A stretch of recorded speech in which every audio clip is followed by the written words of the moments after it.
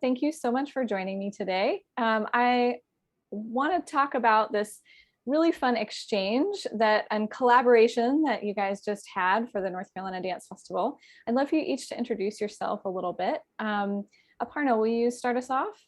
Sure. I'm Aparna Keshaviah. I am a classically trained Bharatanatyam dancer, but I'm pushing the boundaries in classical dance and contemporizing it to make it more relevant for modern audiences. I'm also trained in classical music, both in Carnatic, which is South Indian classical music, but also Western classical piano and voice. And so as I'm modernizing my dance, I've been creating music as well for that dance. And so that's really kind of where I've taken my dance, is to develop my own unique style. And you're based in Western North Carolina, right? I'm in Western North Carolina. That's right. Yeah. I am a freelance dancer. I do a lot of performance and choreography and workshops in the mountains, and co-founded the Dance Arise dance artist residency in the Smokies. And just basically perform in this area. Yeah. Nice. Thank you. Atiba, tell us a little bit about yourself. Yes, my name is Atiba Rorie. I am a musician, but also somewhat of a folklorist. I play music from the West African and Afro Latin traditions and learn about the cultures that are also associated with them. Um, I'm currently the dance music coordinator at UNC Greensboro, which I truly enjoy doing. Because I'm able to connect my passions, which is music, and then how music there is represented with movement and the vice versa. Um, I also have a band, Africa Unplugged. We have some music that'll be released pretty soon. It's kind of cool, but that's pretty much me. Yeah. How long have you been doing the music at UNCG? So I've been the dance music coordinator there a couple years, maybe like a 2.5 years. I'm thinking now. I've been playing 4 classes there since about 2004, though. Okay, yeah, I thought it had been a long time that you'd been there as a musician. Awesome. Well, and we're all here today because part of the one of the things we wanted to do with the dance festival this year was to investigate this idea of bringing sort of two distinct art forms together in a really kind of in the moment and fresh collaborative way. And so Aparna, I spoke to you first in this project, and I'd love to hear just in a couple of words, like what was your first impression of this idea when I brought that to you? Yeah, just excitement. I love with live music. It is such a blast and such a treat for me to be able to dance to live music. It's very rare in my career, because it's hard to find musicians around that have great skill and are professional as well. And with this pandemic, one of the beauties of being together in person is feeling that beat in your chest and just kind of having that live experience. So yeah, I was really excited. Yeah. And we pretty quickly started thinking about, we talked about a couple of options for what that other art form would be Yeah. in this collaboration. And we pretty quickly identified percussion as a good fit. I'm going to talk a little bit about how you were thinking about that. Yeah, it's like I said, kind of being trained as a musician and dancer. I feel like I'm a dancer with a musician at heart. Like I'm very much interested in the music that dance makes, in and of itself. There's so much focus on form in dance, but to me, there's just this added element of musicality, not just how the dance relates to a score, but how the dance itself develops and creates its own sound. And particularly in Bharatanatyam and classical Indian dance, there's such a developed, intricate footwork with a slap, with a thud of a heel, with the jingling of the bells. There are all these different kind of sound contours that you can create. And that's kind of what I've been exploring in my own dance. Just kind of arose organically. I would you know, I'm just a rhythmic person, and I like hip hop would be playing and I just start like grooving with Indian classical folk. And it's just kind of a melding, I guess, of kind of being bicultural. And so I've just always loved that. And when I get a chance to interact with musicians, it just really brings me to life. So I was Mhm. thrilled with that idea. Yeah. Well, and then we were really lucky to find you, Atiba, or to bring you into this project. Atiba, when you first read my message about this project, what were some of the words or feelings that were coming up for you? What made you want to be a part of this? I thought it was a cool idea, and also a situation where I would be able to learn something too, which I really appreciate. And you know, in our conversations, we learned that like these cultures are not even as far different as people think they are. You Mhm. know, um, and one of the ways to really find that is through the arts and food, and Mhm. that's one of the things we talked about too. So for me, I was excited to get the chance to learn something. Like that's was my main motivation. And then once you guys started, talking and working together, especially, you had some time in the studio before the performance. How were you thinking about what was your strategy? What were the considerations that you were balancing in figuring out what the structure was going to be or how you would relate to each other? And I don't know which of you wants to start with that, but I'd love to hear from each of you if you want. Tiba, you want to start? Sure. Well, a partner came up with a kind of a structure because there was a piece that she was doing ahead of it, and then from there we kind of just realistically for me, I had in mind there was a structure, and then when we had the loose run earlier that day of the show was really when I think it just kind of and it Mhm. happened real organically, like it just It was so and then quick. yeah, then we refined it. You know what I mean? But like the Mhm. ideas were already there. Yeah, it was, you know, going into it, I just wanted to make sure it had some highs, some lows. You know, I like the idea of structured improv because if you don't come with any structure, you know, the start and the end really can be a mess, and you just want that tight. And then you want a Mhm. little bit to know kind of where you're going to go shape wise so that it's not just kind of flatlined, right? That was kind of the main thing going into it is just how can we create that? I think a lot of world music traditions have like a call and response is what we call it, Sawal Jawab in Indian music, or like trades, rhythmic trades. So Mhm. that's a feature that's just always super fun is, you know, to hear a rhythm in two different types of instruments or two different sounds. So that's like what we latched into first is we knew we wanted to do some trades. We knew we wanted to end big. We knew that, you know, I would end kind of an audience interaction really quietly, and we wanted Atiba to just kind of, you know, roar in there. Like it was that we wanted that contrast of a sharp slap of the djembe, and then beyond that, it was very organic. I mean, it happened quick. We said, all right, let's just start with the trades because that's the most structured thing.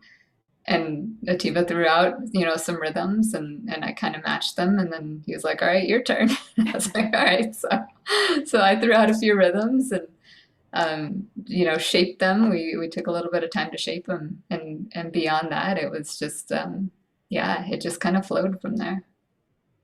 You said the word contrast, Aparna, and I had that in my mind as I was watching you yesterday, because I think that there was a lot of that kind of dynamic contrast in what you did.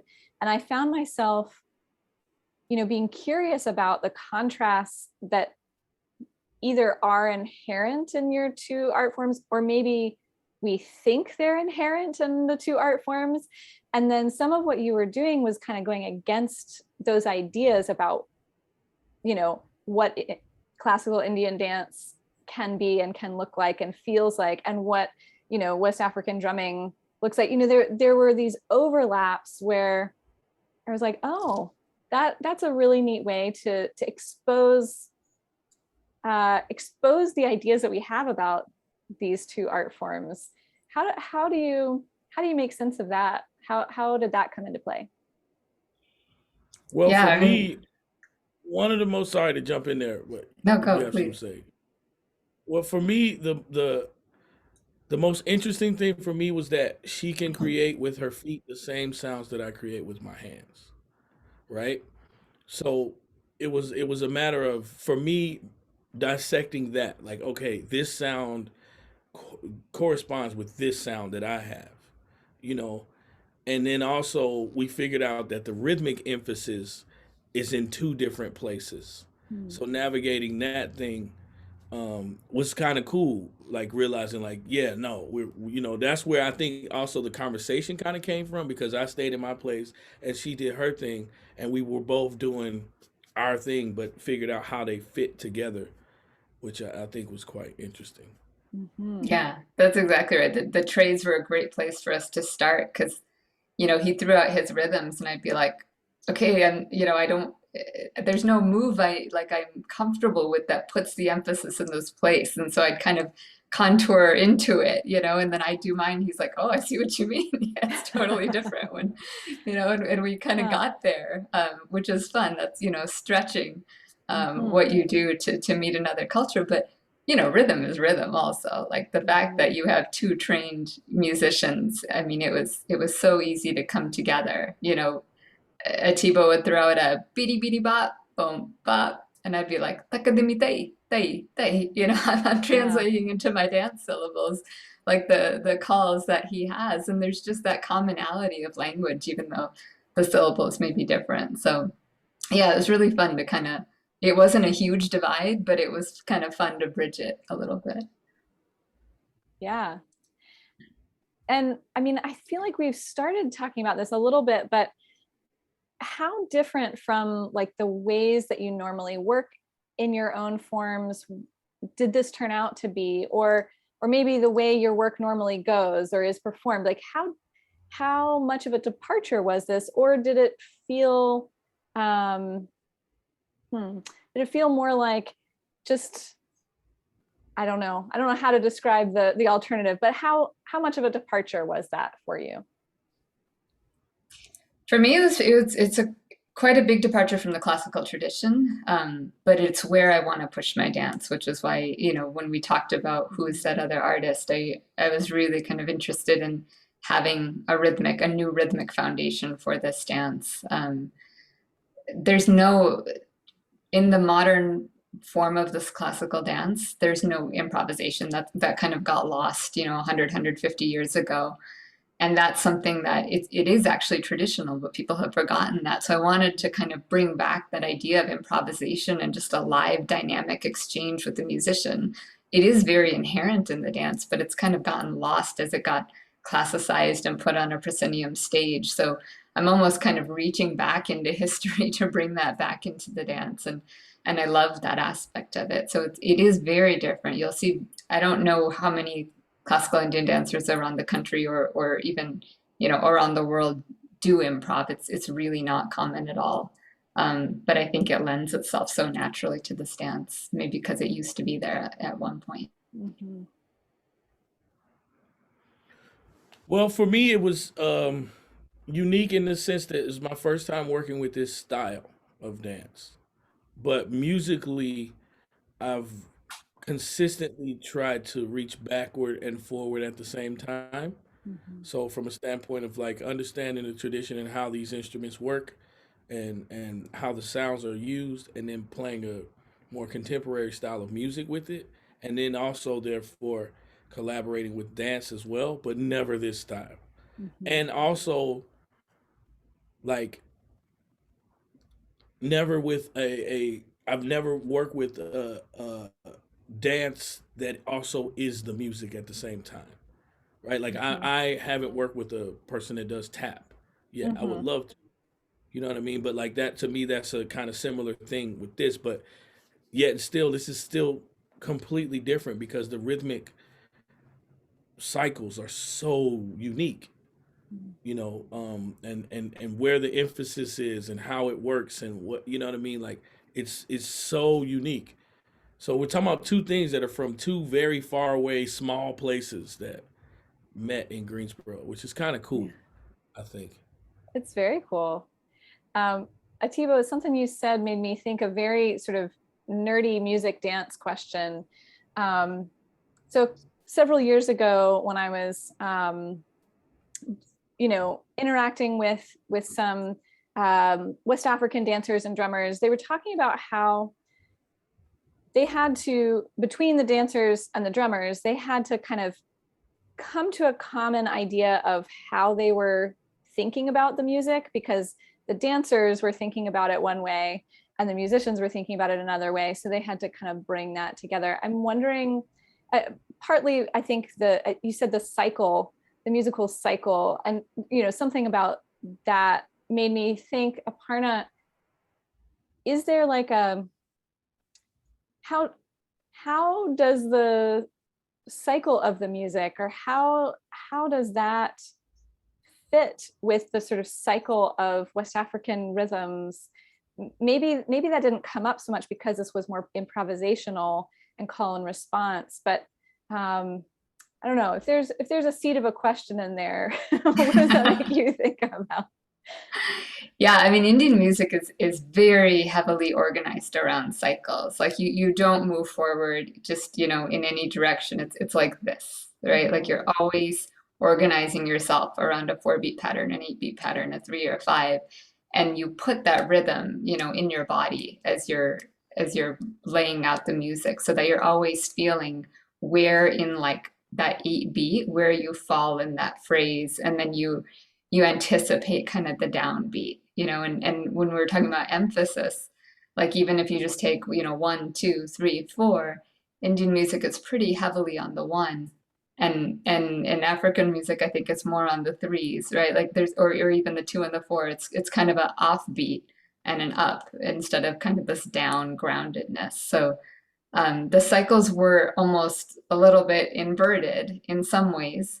But at the same time, once Atiba like was very groovy, in his music, and it was very natural for me to once he kind of got into a like a 4-beat cycle, even if the emphasis was a little different, to play with that because that cycle is something I could rely on. And I think with this collaboration, anytime you're doing improv, you need to have like trust, right? You need to know that the music's going to be there. You need to know that you can anticipate. And I just really appreciate it, Atiba, that you're incredibly perceptive, and you're really responsive in real time. And I just knew like, you would react, and you would watch, and you would kind of sense kind of where I was going, even though we had all of 2 hours together. It was really impressive, how quickly it locked in. Thank you.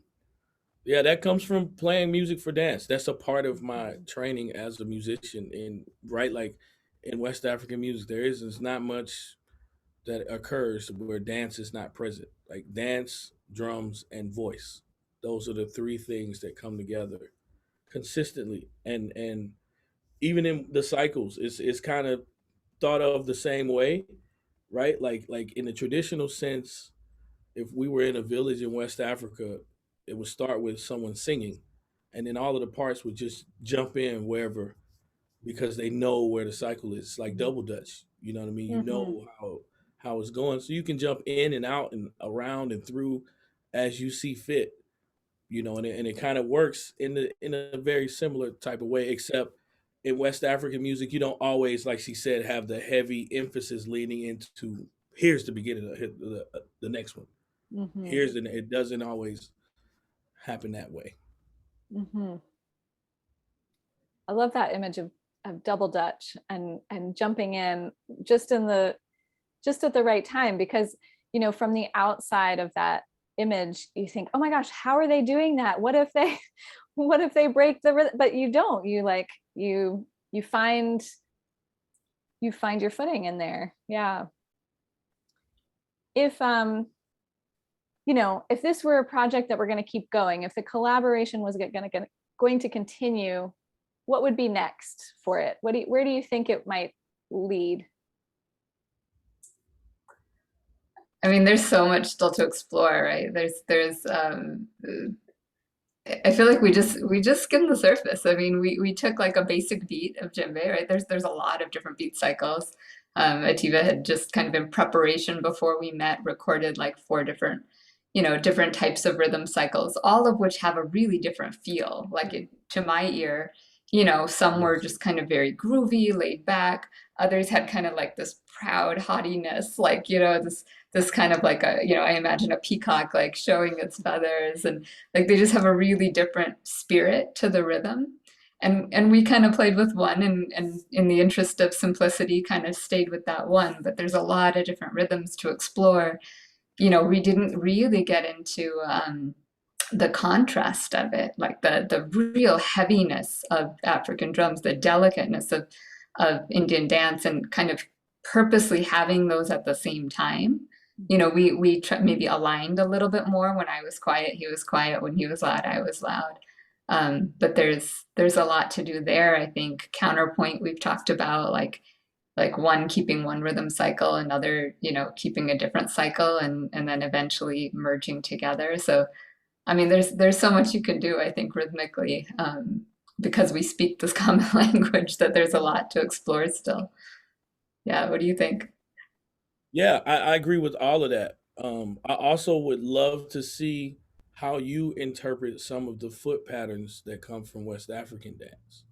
Hmm. I think that would be really, really interesting to see also how that happens. Because there are some dances there where they're like bells or shakers worn around the ankles or something like that. Um, but the foot part is what's completely different. But I think that would be really interesting to see too. How like just how you would interpret it. Yeah, Now I want to be in a universe where we can see those things play out. absolutely. That would No, be so fun. thank you for bringing us together, because it really was such a treat, to, like you said, these two very disparate styles to come together for a night. It was just total thrill. Yeah. Yeah. Well, what else is going on for each of you? Do you have other projects coming up? Atiba, anything? You mentioned some music with your band coming up, maybe? Yeah, I have some music with my band Africa Unplugged coming soon. I am also a guest at Elon University. They have a Black History Month program that Keisha Wall Mhm. is pretty much putting together, and I'm working with them on that. We're recording that, and it'll be, I think, streamed in February. But kind of in the thick of that now, and just regular university life, Yeah. midterm. Always a fun time, right? So what about you, Aparna? This month, I'm actually part of the Fulbright annual conference. It's the 75th anniversary of the Fulbright program, the kind of exchange, the dynamic cultural exchange. I was a Fulbright fellow in 06, 07. I did research for a year in India, joining two of my careers using statistics to understand kind of diversity in classical Indian dance traditions. So it's the 75th annual conference is this month, and there's an artist kind of gallery, virtual gallery, and they're having an artist panel. So I'll be part of that in a couple of weeks. And then I'm excited to just keep expanding out. Last year, with the virtual North Carolina Dance Festival, we created this 1 minute micro dance. What I performed yesterday was an expansion of that into 2 minutes for live. And this is a piece, the first time I'm dancing to music that I've created. And I've actually created kind of a 5 minute piece or so. So I really want to kind of expand further the choreography, and think about kind of creating more dance for film, because I think there's so much intricacy in my form, and I love small theaters because I feel like the audience needs to get really up close. I love that about the Van Dyke Performing Arts Center yesterday, is how close the audience could be. And I think with video, you can get even closer and even more of an understanding and view and of those little details. So yeah, that's going to be kind of my set of projects, is creating a little bit more dance for film, and doing some choreography suited for that. Nice. Well, I look forward to hearing more about what you guys are up to in the next couple of months and wishing you luck. And just, it was such a pleasure to get to bring you guys together and to feel your energy both in our conversations about this, and all the passion and knowledge and expertise that you bring to your art, but also the energy that you brought to the stage yesterday. So thank you so much for being a part of this and for chatting with me today. Yeah, my pleasure. Thank you for bringing us Thanks for together. having me. Loved it. Yeah.